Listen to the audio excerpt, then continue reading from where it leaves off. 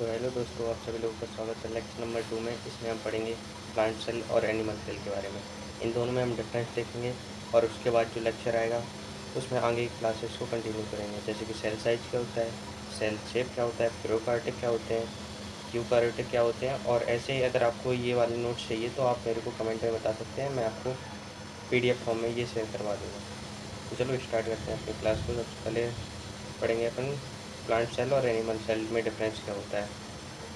तो सबसे पहले बात करें प्लांट क्या होते हैं और एनिमल क्या होते हैं। तो प्लांट एक टाइप इनके के ऊपर एक सेल वॉल पाई जाती है जो कि क्या होती है, एनिमल सेल में एब्सेंट होती है। अगर अपन डिफाइन करना चाहें तो प्लांट सेल को और एनिमल सेल को डिफरेंस के तौर पे 4C कह सकते हैं। 4C का मतलब होता है, इनमें 4C मतलब कि 4C लिखें तो ये मेजर डिफरेंस है। जैसे कि सेल वॉल जो है, जो कि प्लांट सेल अकेले में पाई जाती है, जैसे कि सेल वॉल प्लांट में प्रेजेंट रहेगी और एनिमल में एब्सेंट रहेगी। दूसरा सी है ये क्लोरोप्लास्ट। क्लोरोप्लास्ट क्या होता है, ये किचन ऑफ द सेल होता है। ये प्रेजेंट रहता है प्लांट में, बट एनिमल में क्या रहता है, एब्सेंट रहता है। और सेंट्रल वैक्यूल की बात करें तो ये प्लांट में बहुत लार्ज होता है, बट एनिमल में ज़्यादातर मोस्ट ऑफली एब्सेंट रहता है।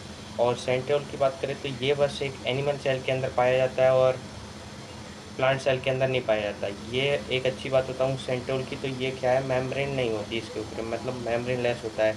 सेल मेम्ब्रेन भी नहीं होती इसके अंदर ऊपर। और आउटर लेयर होती है इसकी, सेल मेम्ब्रेन कहते हैं उसको। और इसका एग्जांपल हो जाएगा ह्यूमन चीक सेल या और सारे सेल भी कह सकते हैं। और ऑनियन सेल एक टाइप का क्या है, प्लांट सेल है, जिसकी आउटर लेयर क्या होती है, सेल वॉल, जो कि क्या होती है, रिजिड होती है। और अब बात करें अपन एक सेल कैसा होता है, उसका ओवरव्यू क्या होता है, सेल के अंदर क्या क्या होता है, मतलब कैसे क्या होता है, तो उसकी बात करेंगे अपन। तो सेल वॉल, अगर वो प्लांट सेल है तो उसके बाहर सबसे बाहर होगी एक सेल वॉल। अगर एनिमल सेल है तो क्या होगा, सेल मेम्ब्रेन। और इसके सेल वॉल, जो प्लांट सेल है उसमें सेल वॉल के बाद सेल मेम्ब्रेन होती है। और अब बात करें, ये गोला गोला दिख रहा है, ये क्या है, ये है न्यूक्लियस, जिसके अंदर अपना DNA रहता है, जो कि क्रोमोसोम के फॉर्म में रहता है। और ये क्या होता है, ये डबल मेम्ब्रेन बाउंड ऑर्गेनल होता है, मतलब कि 2 मेम्ब्रेन चढ़ी होती है इसके ऊपर। ये क्या होता है, डेंस होता है, मेम्ब्रेन बाउंड होता है, कुछ स्ट्रक्चर कंटेन करता है जिसे अपन क्रोमोसोम कहते हैं। और जो क्रोमोसोम है उनमें कंसाइज फॉर्म में DNA होता है।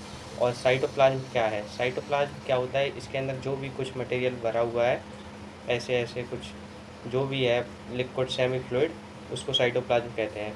ये क्या होता है, साइटोप्लाज्म में क्या होता है, सेमी फ्लूइड होता है, जो कि ऑक्यूपाई करता है वॉल्यूम ऑफ द सेल। और ये क्या होता है, मेन अरीना होता है सेलुलर एक्टिविटी, मतलब कि जो भी रिएक्शन होगी, केमिकल रिएक्शन होगी, जो पूरी रिएक्शन होंगी वो किसके अंदर होंगी, साइटोप्लाज्म के अंदर होंगी।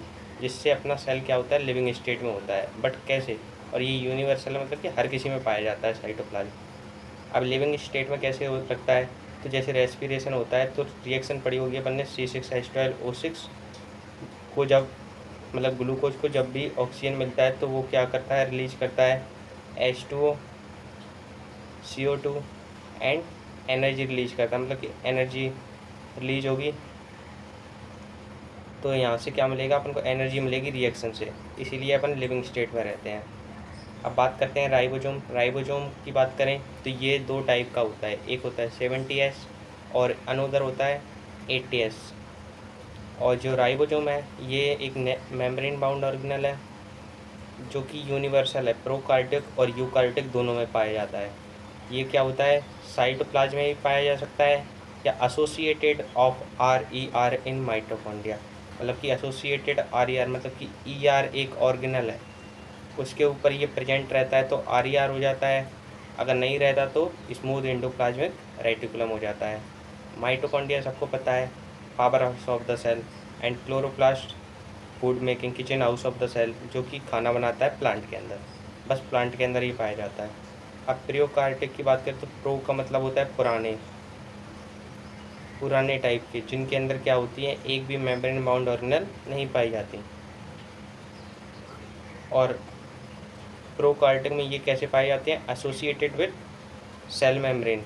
और राइबोसोम को एक अनोदर नाम से भी जाना जाता है, पैलाडे पार्टिकल। क्यों कहते हैं? क्योंकि इसको डिस्कवर किया था गर्ग पैलाडे ने 1953 में।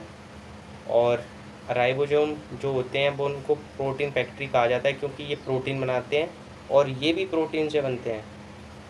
ये क्या mRNA बनाते हैं, और ये राइबोसोम होते हैं जो कि बनते हैं RNA से और प्रोटीन से। ये राइबोसोम बनते हैं और ये भी आगे चल के क्या बनाते हैं? ये भी आगे चल के प्रोटीन बनाते हैं। तो अब बात करें अपन सेल साइज़ की, तो माइकोप्लाज्मा एक टाइप का बैक्टीरिया है जिसकी साइज़ लेंथ होती है 0.3 माइक्रोमीटर एंड साइज होता है 0.1 माइक्रोमीटर। और वायरस की बात करें, वायरस एक छोटा है, but virus is not consider as a living organism. ये क्या होता है? ये इसके अंदर सेल नहीं होता है ऐसा माना जाता है, क्योंकि ये जब तक किसी की बॉडी में रहता तब तक लिविंग के जैसे बिहेव नहीं करता, और जब बॉडी से बाहर होता है तो ये बिल्कुल लिविंग के तरीके से बिहेव नहीं करता। इसलिए जो लिविंग है उसमें सबसे छोटा कौन है? माइकोप्लाज्मा, जिसका लेंथ और साइज यहाँ पे दी गई है। ऑस्ट्रिच एग है, ये लार्जेस्ट सेल है। और यूकार्टिक होते हैं, ये प्रोकार्टिक से क्या होते हैं? बड़े होते हैं। जो कि अपना ही सेल देख लो, जैसे चीक सेल एक यूकार्टिक सेल है। अभी यूकार्टिक को तुम लोग वैसे डिफ्रेंशिएट मत करना, जैसे कि यूकार्टिक में मैं कभी कभी समझ लेता था कि यूकार्टिक प्लांट सेल और एनिमल सेल, मतलब कि प्लांट को मैं समझता था कि यूकार्टिक और एनिमल सेल क्या होता है? प्रोकार्टिक है। तो ऐसा नहीं है, यूकार्टिक में दोनों आते हैं, प्लांट सेल और एनिमल सेल।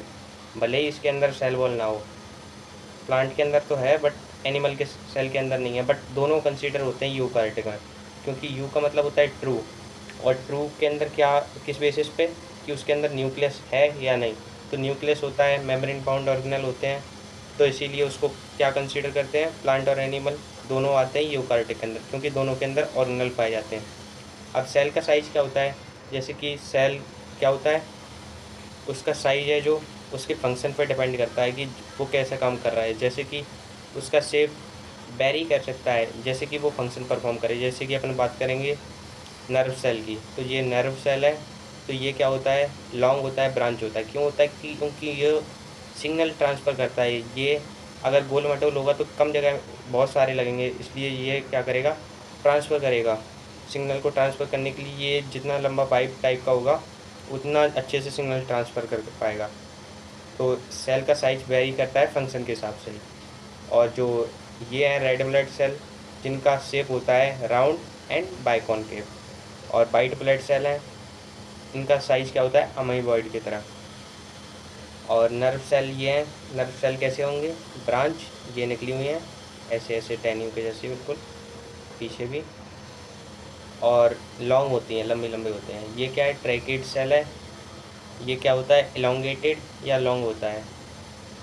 और ये क्या है? कॉलमनार एपिथेलियम, जो इनमें क्या पाए जाते हैं? बेसल न्यूक्लियस पाए जाते हैं, और ये कैसे होते हैं? Long and narrow. और मीजोफिल क्या होते हैं? मीजोफिल राउंड एंड ओवल होते हैं। इनमें क्या होता है? इनकी एक खासियत होती है कि इनमें 40 क्लोरोप्लास्ट पाए जाते हैं पर सेल के अंदर। 40 क्लोरोप्लास्ट पाए जाते हैं पर सेल।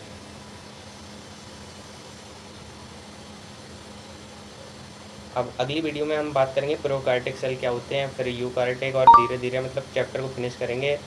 आप लोग कमेंट कर दीजिएगा, अगर और कोई टॉपिक का आपको जल्दी वीडियो चाहिए तो आप लोग कमेंट कर सकते हैं। धन्यवाद, थैंक्स फॉर वॉचिंग।